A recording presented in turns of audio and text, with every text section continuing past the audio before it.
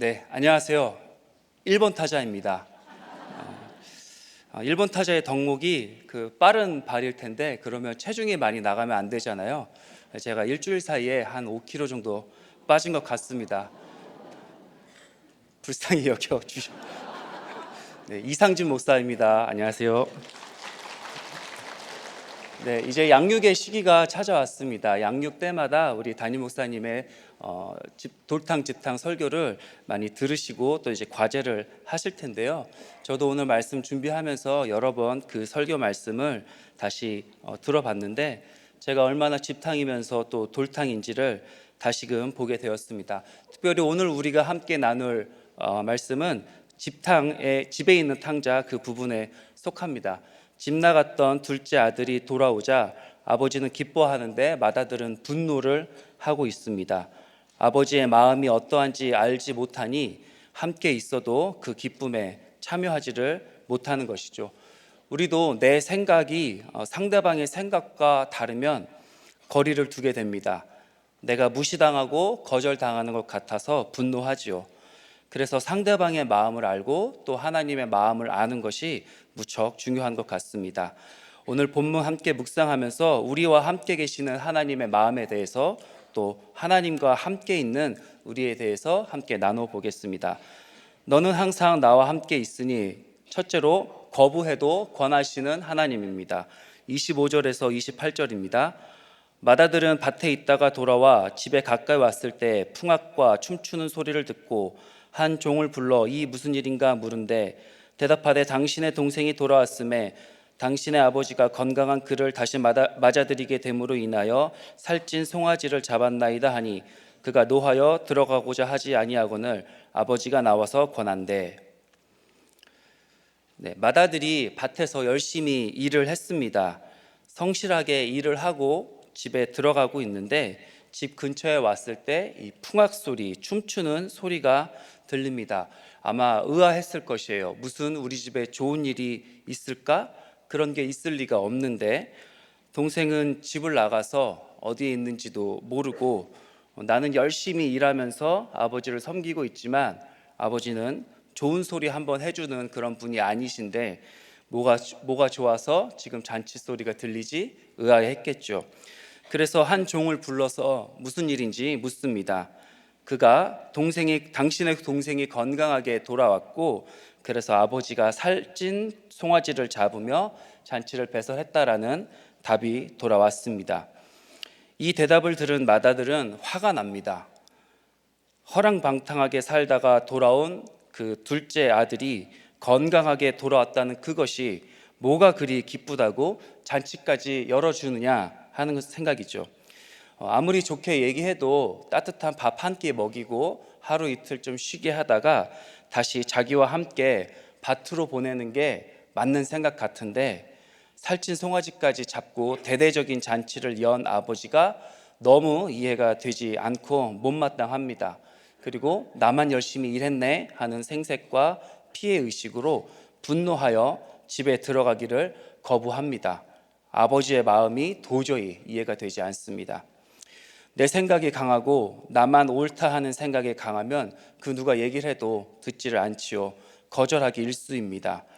맏아들은 자기 동생인 작은 아들의 복귀를 기뻐하는 이 잔치를 이해하지 못하고 있어요. 잔치뿐만 아니라 아버지의 상 주심과 또 징벌까지도 이해하지 못합니다. 내가 다 옳고 나만 열심히 했기 때문입니다. 아버지가 원했던 것이 무엇인지 생각하지 않았고 자기만 맞다고 여기면서 나아간 것입니다. 그리고 그것이 아들 된 도리라고 생각했습니다. 이렇게 아버지의 마음을 모르니 자기가 집 안에 들어가서 물어보고 알아보면 될 일을 굳이 집 밖에서 종을 불러다가 묻습니다. 아들이지만 남보다도 못한 사이입니다. 그런 맏아들을 보는 아버지의 마음은 어땠을까요? 저희 아버지는 가난한 환경에서 자라오셨습니다. 그래서 특별히 먹는 것에 있어서는 염려와 또 배려가 많으십니다. 제가 밥을 먹고 있는데도 밥을 먹으라고 하시고요. 배가 불러서 소화제를 찾고 있는데도 과자를 권하십니다. 이러니 저는 불편합니다. 아들을 향한 배려와 관심인 것은 알겠는데 불편합니다.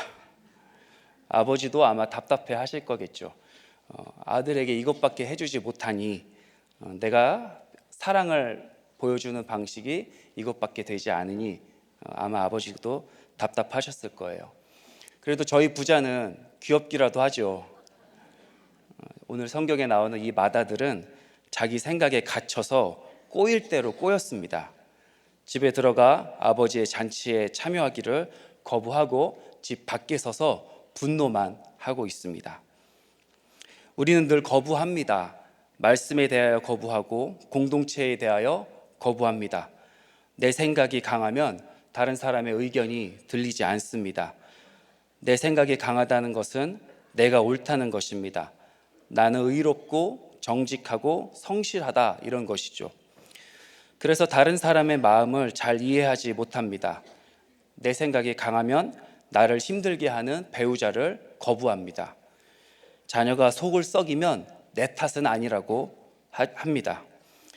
지나온 삶을 부정하고 새롭게 리셋이라도 됐으면 좋겠다고 생각을 하죠. 배우자가 힘들어서 이혼으로 거부하고, 또 지치고 힘들어서 쉬고 싶다는 자녀를 학원으로, 과외로 보내면서 거부합니다. 조금이라도 내가 손해보는 일이라고 생각되면 도무지 그런 게 어디 있느냐고 분노로 거부합니다. 저도 상한 갈 때가 되어서 억울한 일 앞에 강하게 거부한 적이 있습니다. 물 좀.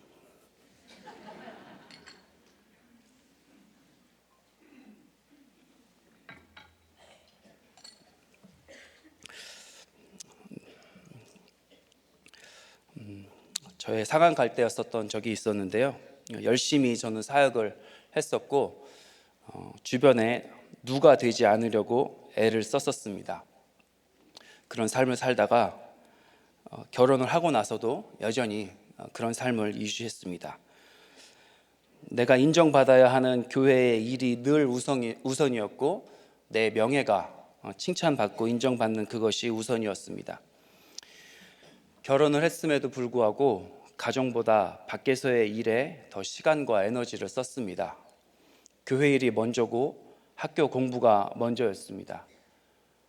그렇게 아무 관심도 없는 것처럼, 상대방에게 아무런 관심도 없는 것처럼 했으면서 또 한편으로는 이건 이렇게 해라, 저건 저렇게 하지 마라 잔소리를 늘어놓았습니다. 교회에서는 잇몸이 보이게 웃지 마라, 팔랑팔랑 뛰어다니지 마라, 치마는 좀 길게 입어라, 전도사의 아내다운 채통을 요구했습니다. 길거리를 걸을 때에는 운동화 끈이 풀렸다고 갑자기 이렇게 주저앉아서 운동화 끈을 묶는 거예요. 그러면 네가 여기서 이러면 주변 사람들의 통행에 방해가 되니 저 옆으로 가서 묶어라라고 하면서 면박을 주기도 했습니다. 무엇보다도 회사에서 힘든 일이 있을 때 체유를 해주지 못했어요. 직장 동료들과의 관계에서 어려움을 겪을 때 그건 네가 큐티를 하지 않아서 그런 것이다, 화라도 내고 오지 뭐에 이제 와서 억울해하느냐, 네가 그렇지 뭐, 이렇게 얘기를 했습니다. 또 사업으로 힘들어하시는 장인 어른과 유방암으로 고생하시는 장모님을 무시하기도 했습니다. 열심히 일하기 위해서 이런 것들은 다 사소한 것이라고 여겼습니다. 그런데 제가 열심히 나아가면 나아갈수록 상대방은 지치고 메말라 가고 있다는 것을 그때는 잘 몰랐습니다. 그러다 어느 날 아내의 휴대폰에 한 문자 메시지를 보고서 아내가 외도를 하고 있다는 사실을 알게 되었습니다. 분노와 절망감과 배신감으로 아내를 이전보다도 더 달달 볶으면서 코너로 몰았고 목을 죄었습니다. 이 상황이 도저히 이해가 되지 않았습니다. 그토록 열심히 일했는데, 충성되게 하나님 나라를 위해서 달려왔는데 이렇게 억울한 일이 생기다니. 열심히 사역을 했는데 염소 새끼 한 마리는커녕 외도라니요. 심지어 이런 상황에서는 모두가 다 제 편이 되어 주었습니다. 사역했었던 교회에서도 학교 동기들도 모두가 다 옳고 그름의 세속 가치관으로만 판단하여서 상대방이 나쁜 사람이고 제가 피해자가 맞다라고 하면서 제 편을 들어주었습니다. 억울한 사람은 말이 많아지죠. 내 탓이 아니다, 나만 피해자다, 나만 억울하다 이러면서 이유를 많이 댑니다. 뭐 때문에 힘들고 누가 잘못을 했고 이건 이렇고 저건 저렇고 여기저기 말해서 내가 얼마나 억울한지 알리고 내 편을 많이 만들어야 합니다. 심지어 저는 노상 판매대 순대 파는 아줌마와 처음 보는 택시 기사님한테까지도 이런 사실을, 내가 얼마나 억울한 사람인지를 알렸습니다. 오뎅이라도 하나 더 줄 줄 알았는데, 엘리트들은 오픈하기가 어렵다고 하셨잖아요. 그렇게 하셨던 그 말씀처럼 정작 제가 여기저기 말하고 그러고 다녔지만은 정작 믿음의 공동체 내에서는 말을 하지 못했습니다. 그렇게 아무도 모르게 가만히 끊고자 했던 것입니다. 연애기간 4년, 결혼기간 4년, 총 8년의 시간을 저와 함께 보낸 여자는 저에게 용서를 구하고 회복을 권했지만은 저는 이혼으로 그를 끊었습니다. 제 인생 가운데 8년의 시간을 그야말로 낭비하게 된 것입니다. 분하기만 한 긴 시간을 보내며 나에게 닥친 이 사건을 해석하고 아버지의 집으로 들어가야 하는데 거부했습니다. 저처럼 분노하고 있었던 이 맏아들이 문 밖에서 씩씩대고 있을 때 아버지가 다가오십니다. 28절, 아버지가 나와서 권한대. 분노하여 집으로 들어오려 하지 않으려 하는 맏아들에게 다가간 아버지가 동생으로 인해서 기뻐하자고, 돌아왔으니 이전의 허물은 용서해 주자고, 같이 잔치에 참여하여서 우리 가족의 관계를 회복하자고 권유하십니다. 하나님은 언제나 집으로 돌아오라고, 나의 기쁨에 함께 하자고 권하십니다. 나에게 일어난 사건이 이해가 되지 않고 해석이 되지 않아 하나님을 거부하고 피하고 숨으려고 하지만 하나님은 말씀으로, 사건으로 계속 찾아오셔서 함께 집에 들어가 즐기자고 권하십니다. 이것이 작은 아들 때문일까요? 작은 아들을 위한 잔치가 배설되었는데 형이 기뻐하지 않으니까는 작은 아들이 민망해 할까 봐 그래서 아버지가 형한테 들어오라고 하는 걸까요? 아닙니다. 자기 생각에 갇혀서 오히려 지옥을 살고 있는 맏아들을 위해서입니다. 맏아들을 위해서 집으로 돌아오라고, 들어오라고 권하시는 것입니다. 이해할 수가 없고 억울한 일이 발생했을 때 회피하고 원망하고 분노하면서 해결책을 찾지 못해 스스로 지옥을 사는 맏아들에게 아버지는 찾아와서 권하십니다. 얘야, 함께 들어가자. 구원의 집으로 들어가자. 예배의 자리로 들어가자.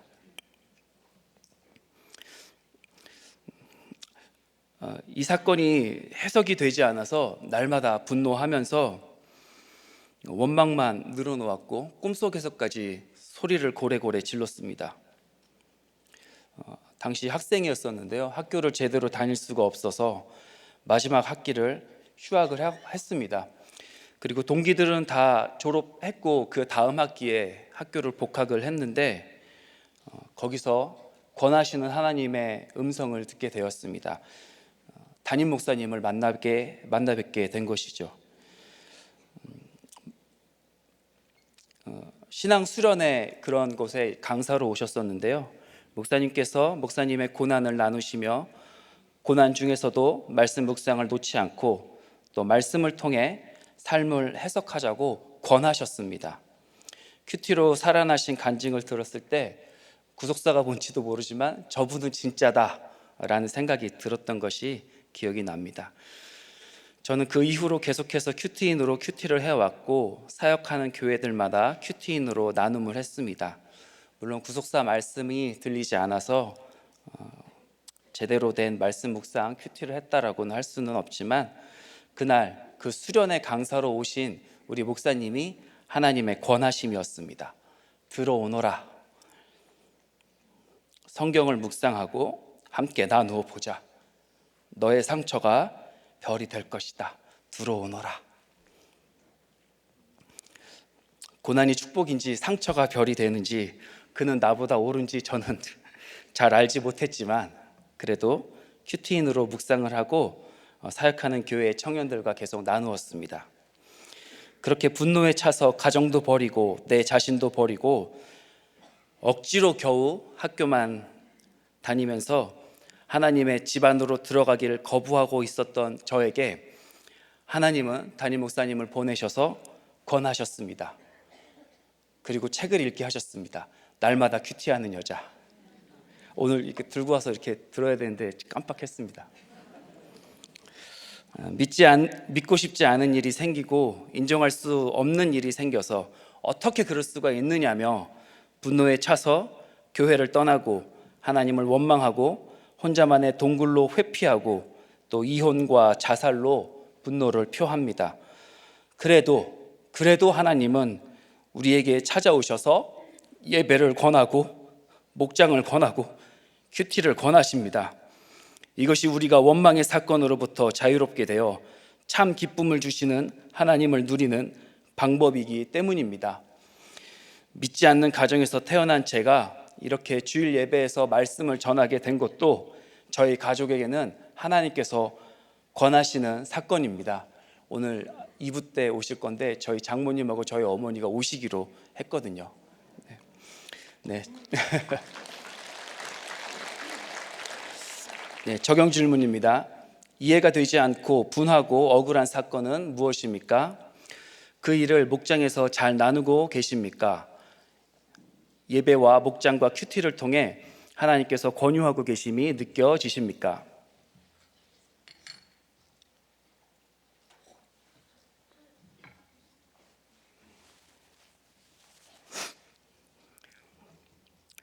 너는 항상 나와 함께 있으니, 둘째로 구원 때문에 모든 것을 포기할 수 있는 하나님입니다. 29절 30절입니다.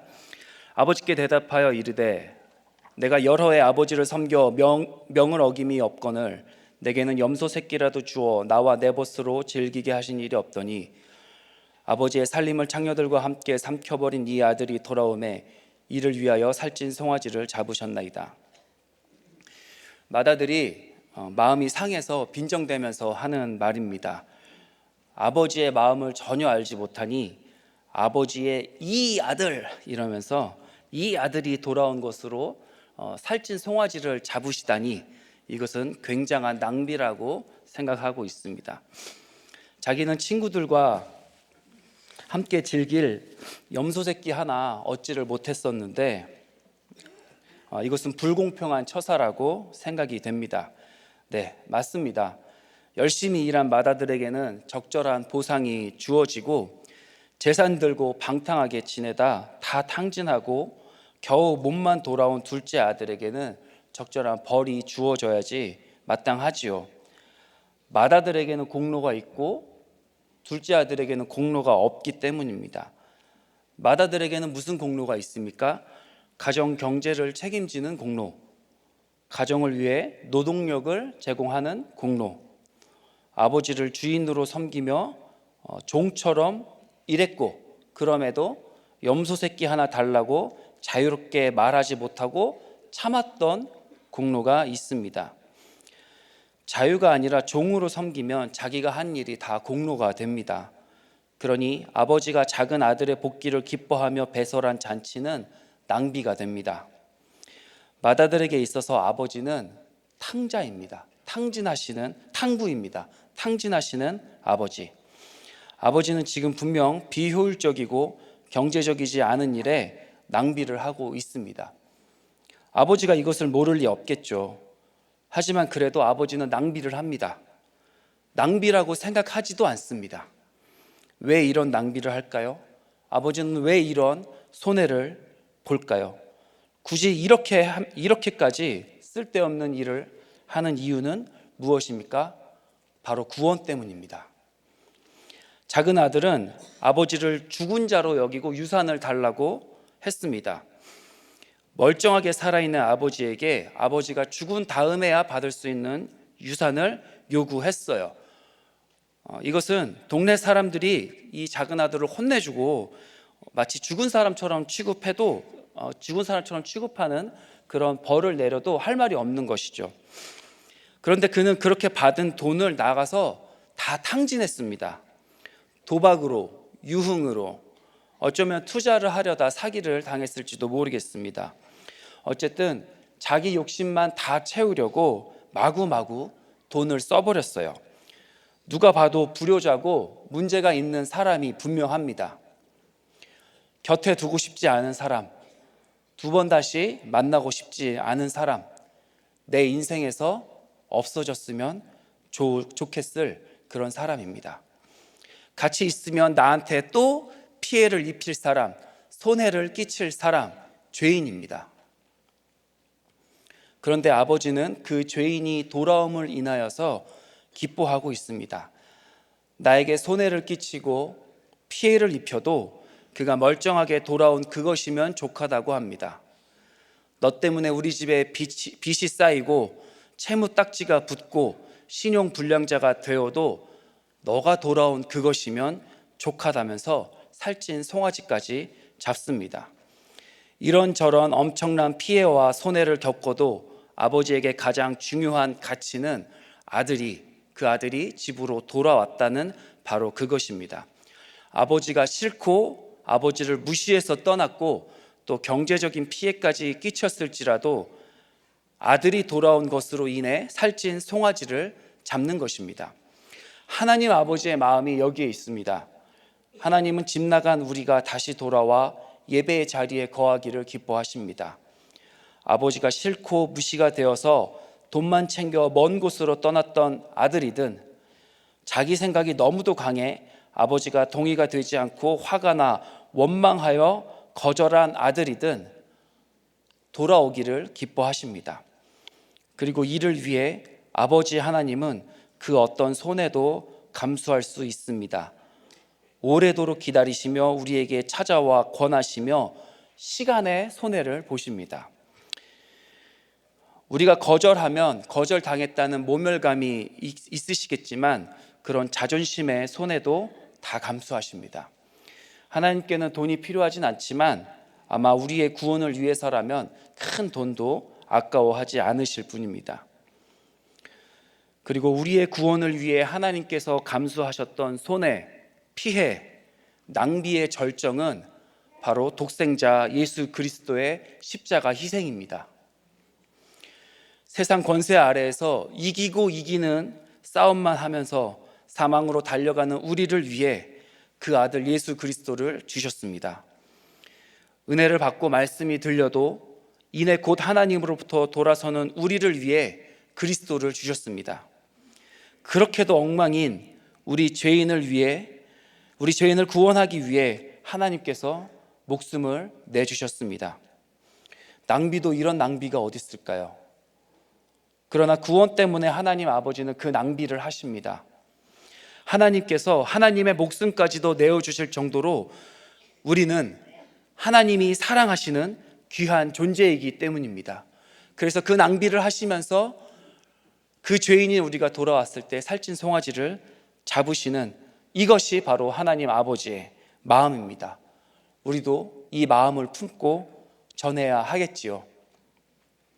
전처의 외도 사실을 알게 되었을 때 저는 제 자신이 너무나도 불쌍해서 울었습니다. 자존심이 너무 상했고 배신감에 아팠습니다. 내가 그동안 해준 것이 얼만데 나에게 이런 피해와 손해를 끼치나. 내가 너에게 해줄 수 있는 것은 더 이상 없다. 오직 내가 받은 피해에 대해서만 보상받아야겠다라고 생각했습니다. 그래서 기껏 선택한 것이 이혼입니다.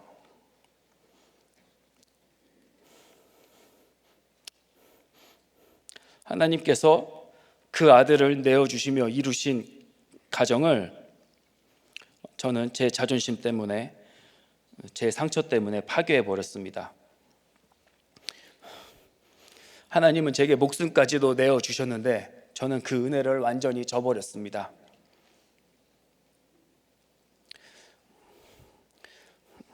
하나님의 손해보심처럼 우리 교회와 목사님도 저 때문에 손해를 보셨습니다. 저는 이력서나 사역자 면접을 볼 때 제가 이혼한 사실을 굳이 밝히지 않았습니다. 말하지 않고 조용히 넘어가면 될 일이라고 생각했고 굳이 긁어부스럼을 만들 필요가 없다라고 생각했습니다. 우리 교회가 이혼하면 안 된다, 이게 국시인 교회인데 제가 속이고 들어왔으니 얼마나 교회에서 당황을 하셨겠고 목사님께서 얼마나 고민이 많으셨을까 생각이 됩니다. 저도 아무 생각 없이 이력서를 내고 들어왔지만 분위기를 보니까 이게 아닌 거예요.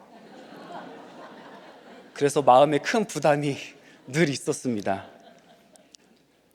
나가야 되나 이런 생각이 많았지만 근데 살고 싶었습니다. 이렇게 말씀 묵상하는 공동체에 붙어 있지 않으면 제가 도저히 자유할 수가 없을 것 같아서 이기적인 줄도 알고 뻔뻔한 줄도 알았지만은 그냥 붙어 있었습니다. 그리고 누가 되고 싶지 않아서 일 열심히 하는 것으로 나름 만회하려 했습니다. 그러나 늘 눌려 있었고 내가 여기 있어도 되나 하는 생각이 사라지질 않았습니다. 그러던 어느 주일에 엘리사가 게하시 때문에 통회하며 이타적인 기도를 했고 그로 인해 게하시가 눈이 열려 불말 불병거를 보게 되었다는 담임 목사님 설교 말씀을 통해서 비로소 말씀이 들렸습니다. 나는 교회에 피해만 입히는 사람인데 그런 나를 위해서 목사님께서 통회하시고 이타적인 기도를 하셨구나, 이것이 깨달아졌습니다. 구원 때문에 이런 손해를 감수하신 것이 얼마나 큰 은혜인지 깨닫게 되었습니다. 그 이후로 저는 구속사가 조금씩 이해가 되기 시작했고 비로소 자유함을 누리게 되었습니다. 정말 아무것도 아닌 게 아니라 오히려 죄인인 저 때문에 우리 목사님과 선배 사역자들과 또 여러분 교회 공동체가 손해를 감수하셨습니다. 예수님께서 사마리아인의 한 마을에 가실 때 사마리아 사람들이 예수님과 제자들을 거부했죠. 받아들이지 않았습니다. 그때 제자들이 불을 내려서 저들을 멸해도 될까요? 멸할 값이요? 이렇게 목사님께 여쭈을 때 목사님께서 아니라고 하시면서 제자들을 꾸짖고 다른 마을로 돌아가시는데 거기에 함께 가신다라는, 함께 다른 마을로 돌아가셨습니다. 옳고 그름의 가치관으로만 판단하고 해석을 못하고 있는 저를 한번 꾸짖으시고 저를 데리고 함께 그리고 다른 마을로 굳이 돌아가시면서 손해를 감수하셨습니다.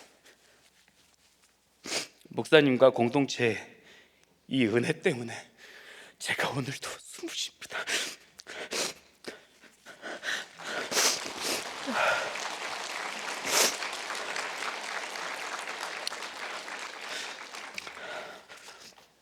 저도 영혼 구원 위에 살찐 송아지 잡는 사역자가 되겠습니다.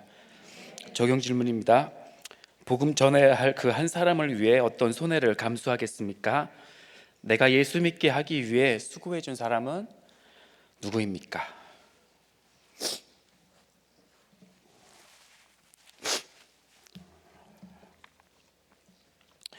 네, 셋째로 아버지의 것을 내 것으로 여기는 것이 사명입니다. 31절 32절입니다. 아버지가 이르되 예 너는 항상 나와 함께 있으니 내 것이 다 내 것이로되 이 내 동생은 죽었다가 살아났으며 내가 잃었다가 얻었기로 우리가 즐거워하고 기뻐하는 것이 마땅하다 하니라. 아버지의 것이 다 내 것이라고 하세요. 아버지의 것이 다 내 것이라면 여러분 뭐를 제일 먼저 내 것으로 삼고 싶으세요? 돈, 시간을 되돌리는 능력 이런 거 아닐까요?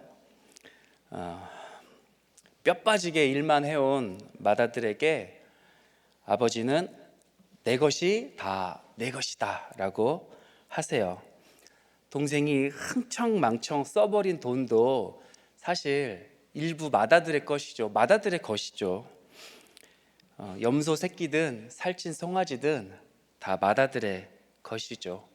집안의 종들도 다 맏아들의 것이죠. 왜냐하면 맏아들은 늘 아버지와 함께 있었기 때문이에요. 너는 나와 항상 함께 있었으니 내 것이 다 네 것이다 라고 하시잖아요. 아버지와 함께 있었기 때문에 맏아들의 것은 다 아버지의 것이에요. 아버지의 것이 다 맏아들의 것이에요. 그렇다면 아버지의 것이 다 맏아들의 것이라면 맏아들에게는 돌아온 동생도 자기 것이에요. 돌아온 동생도 자기 것이어야 해요. 아버지가 둘째 아들을 사랑했었던 그 사랑도 맏아들의 것이 되어야 해요. 집 나간 둘째 아들에 대해서 걱정하는 그 걱정하는 마음도 맏아들의 것이 되어야 해요. 아버지가 사랑하는 것, 아버지가 신경 쓰고 있는 것, 아버지가 애통해하는 것, 아버지가 바라고 있는 것, 이 모든 것들이 다 맏아들의 것이 되어야 해요. 하나님께서 마땅하다고 여기는 것을 똑같이 마땅하게 여기는 바로 그것이 맏아들의 것입니다. 이 탕자의 비유가 속한 누가복음 15장은 잃어버린 한 영혼에 대한 하나님의 애통함과 그 영혼이 돌아왔을 때의 기쁨에 대해서 말씀하고 계세요. 여러분은 어떤 잃어버린 한 영혼이 있습니까? 그 영혼에 대한 애통함이 있으신가요? 혹시 잃어버리고 싶은 영혼이 있지는 않으신가요? 누군가요? 하나님 아버지의 마음은 잃어버린 영혼이 돌아오는 것에 있습니다. 그가 돌아옴으로 인해 모두가 함께 기뻐하는 것에 있습니다. 우리 가정이 무시가 되고 나를 힘들게 하고 없어졌으면 좋겠다는 그런 사람이 있어서 힘든 가정이 있죠. 그러나 하나님은 그 가정의 회복을 원하십니다. 내가 싫어하는 사람, 나를 힘들게 하는 사람이라도 하나님의 집으로 돌아오기만 한다면 하나님께서 이를 기뻐하신데 이것은 하나님께 마땅한 일입니다. 외도한 배우자로 인해 이혼이 하고 싶어도 그가 돌아오기만 한다면 그것이면 됐다라고 하면서 기뻐하는 것이 마땅한 일입니다. 여기에는 나의 상처, 나의 생색, 내 주장이 있을 수가 없어요. 나에게 어떤 손해를 끼치고 피해를 입혔든 상관이 없습니다. 자기가 하나님을 멀리 떠난 죄인이라는 것을 인정하고 낮고 겸손하게 돌아왔는데 그 사람한테 무슨 복수를 할 수가 있겠습니까? 아무리 흉악한 죄를 저지른 사람이어도, 모든 사람이 싫어하는 사람이어도, 저쪽 출신 사람이어도 그가 자기 죄를 회개하고 돌아오기만 한다면 우리는 함께 기뻐할 수 있습니다. 이것이 마땅한 일입니다.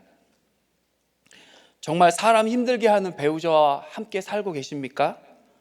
그 사람과 이혼하는 것만이 내 인생이 천국이 되게 하는 것이라고 생각하고 계신가요?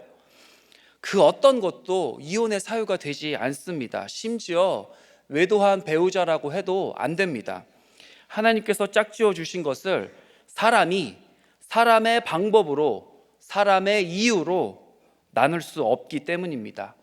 제가 이혼을 해보니까, 외도를 당해보니까 하나님으로부터 멀리 떠나서 집 밖에 서서 분노해 보니까 인생은 리셋이 가능하다고 믿었었는데 그게 아니더라고요. 인생은 리셋이 없었습니다.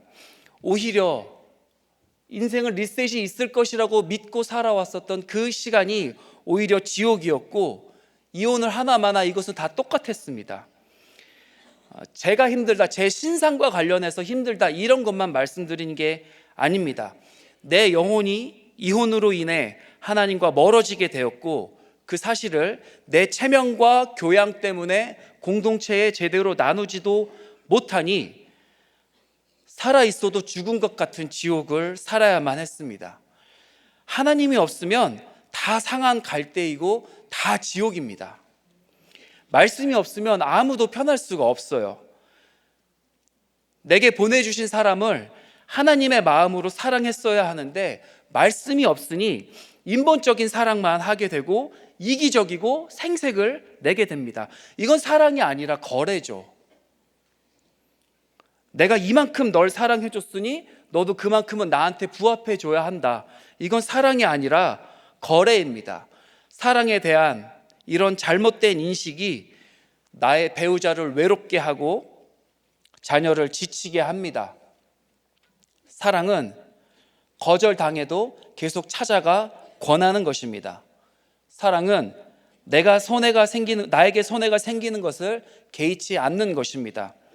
사랑은 자기 생명까지도 우리의 구원을 위해서 내어주시는 것입니다. 여러분, 우리가 이 사랑을 할 수 있겠습니까? 나를 거절하는 사람에게 찾아가 끊임없이 권할 수 있겠습니까? 내가 피해를 보면서까지 그를 사랑할 수 있겠습니까? 그 누가 이런 사랑을 할 수 있겠어요? 아무도 할 수 없습니다. 누구도 이런 사랑을 만들 수도 없고 할 수도 없습니다. 그러므로 우리는 오직 하나님의 사랑을 받아야 합니다. 나를 사랑하신 하나님을 기억해야 합니다. 엄청나게 흉악한 이 죄인을 굳이 당신의 목숨까지도 내어주시며 사랑하신 그 사랑이 얼마나 크고 넓은지를 우리가 깨달아야 합니다. 남자와 여자가 만나 인간적으로 하는 사랑이 결혼을 유지해주지 못합니다. 하나님의 사랑이 우리 가정에 있어야 이혼이 막아집니다. 하나님의 말씀이 있어야 가정이 살아납니다. 그러니 우리는 늘 하나님과 함께 있어야 합니다. 그래서 하나님의 것이 내 것이라는 것을 알아야 합니다. 하나님의 것, 가정이 내 것임을 알아야 합니다. 비록 우리 가정이 이혼할 것 같은 그 위기를 겪고 있어도 이 가정이 회복되는 것을 하나님께서 원하십니다. 그렇다면 나도 내 가정이 회복되는 것을 원하면서 적용해야 합니다. 내 자녀가 내 가정의 이 길을 포기하면서 돌아설 것이 아니라 회복되도록 해야 합니다. 내 자녀가 나를 너무 힘들게 하고 귀찮게 하고 내 명예를 깎아 먹으면서 있다 할지라도 그가 살아나는 것을 하나님께서 원하십니다. 그렇다면 나도, 부모된 나도 내 자녀가 살아나는 것을 원해야 합니다. 내 것이 다 네 것이다 라고 말씀하셨어요. 하나님께서 원하시는 것을 나의 것으로 삼는 것은 우리의 선택이 아니라 사명입니다. 가정은 구원을 위해, 거룩을 위해 창조된 하나님의 피조물입니다. 그렇다면 이혼은 창조주이신 하나님에게 정면으로 대항하는 최대의 악행입니다. 그러니 여러분, 가정을 꼭 지켜주십시오. 자녀에게 깨끗한 호적을 물려주세요. 싸우더라도 목장에 꼭 나가세요. 이것이 우리를 남편으로, 아내로 부르신 하나님 아버지의 마음입니다. 우리의 사명입니다. 마지막 적용 질문입니다. 가정을 지키는 것이 사명임이 인정됩니까? 그렇다면 나를 힘들게 하는 배우자, 자녀, 부모에게 어떤 화해와 용서의 말을 하시겠습니까? 네, 말씀 맺겠습니다. 나와 항상 함께 계시는 하나님은 우리가 거절해도 곧 다가와서 권하십니다. 들어가자. 네가 거절해도 상관없다. 들어가자. 함께 회복하자. 그리고 그 하나님께서는 우리가 그렇게 거절함으로 인하여서 마음의 상처가 되시겠죠. 손해와 피해를 입으시겠죠. 그럼에도 불구하고 살찐 송아지, 예수 그리스도를 내어주십니다. 구원을 위해 모든 것을 내어주십니다. 그 하나님 아버지의 마음을 아는 것이 우리의 사명입니다. 아버지의 것이 내 것이라 하셨어요. 가정을 지키는 것이 우리 모두의 사명입니다. 찬양하고 기도하겠습니다. 아버지 당신의 마음이 있는 곳에 나의 마음이 있기를 원해요. 아버지 당신의 눈물이 고인 곳에 나의 눈물이 고이길 원해요. 아버지 당신이 바라보는 영혼에게 나의 두 눈이 향하길 원해요. 아버지 당신이 울고 있는 어두운 땅에 나의 두 발이 향하길 원해요. 나의 마음이 아버지의 마음 알아. 내 모든 뜻 아버지의 뜻이 될 수 있기를 나의 온몸이 아버지의 마음 알아. 내 모든 삶 당신의 삶 되길. 나의 마음이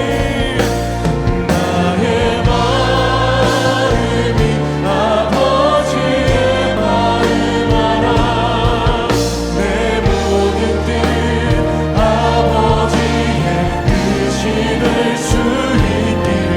나의 온몸이 아버지의 마음 알아. 내 모든 삶 당신의 삶 되기를. 나의 마음이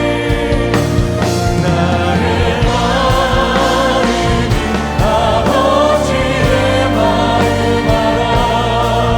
내 모든 뜻 아버지의 뜻이 될 수 있기를. 나의 온몸이 아버지의 마음 알아. 내 모든 삶 당신의 삶 되기를. 내 모든 삶 내 모든 삶 당신의 삶 되기를. 내 모든 삶 당신의 삶 되기를.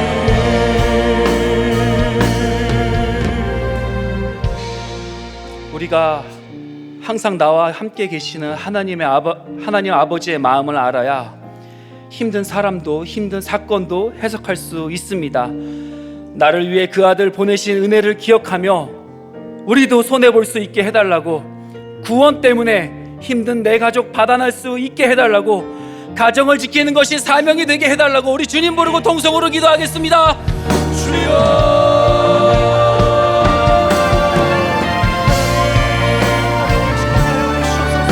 아버지의 마음이 나의 마음이요.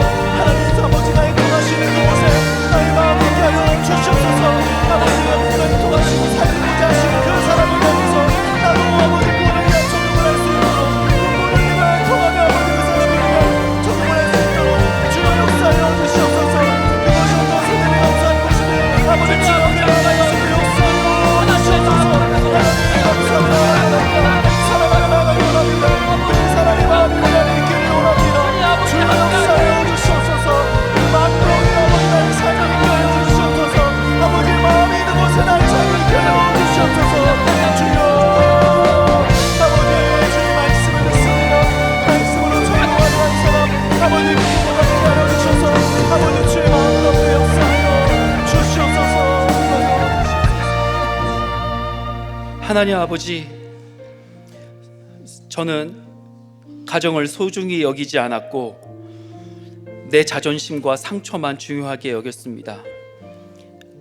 아버지의 마음을 알지 못하니 그저 상한 갈대가 되어 남 탓만 하면서 아버지의 집에 들어가길 거부했습니다. 오늘 말씀을 통해 집탐과 같은 내 모습을 직면하고 그럼에도 계속 기다리시며 권하시는 아버지를 깨닫습니다. 이제 저희도 힘든 내 가족, 동료, 이웃들을 아버지의 마음으로 권할 수 있게, 구원으로 권할 수 있게 하여 주시옵소서. 내가 손해보더라도 구원 때문에 권할 수 있는 저희가 될 수 있도록 인도해 주시옵소서. 아버지의 것이 내 것이라 하셨으니 아버지께서 허락하신 이 가정 지키는 것이 우리의 사명임을 깨달아 알게 하여 주시옵소서. 나와 항상 함께 하시는 아버지께 감사하여 드린 헌금을 흠양하여 주옵시고 가정과 직장과 모든 아이디어 가운데 기름 부음을 허락하여 주시옵소서. 예수님의 이름으로 기도하옵나이다.